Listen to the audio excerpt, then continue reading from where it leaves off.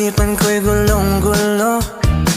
Nagtatanong kung susundan ko siya, dahil ang puso ko ay nabihag nga.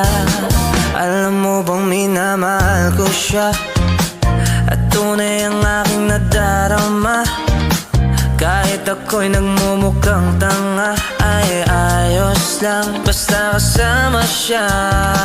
Kahit sabihin pa ng iba, nababaliw na akong talaga.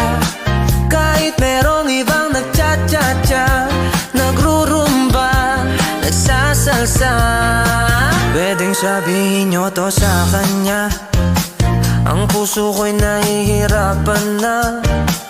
Ano pa bang pwede kong gawin na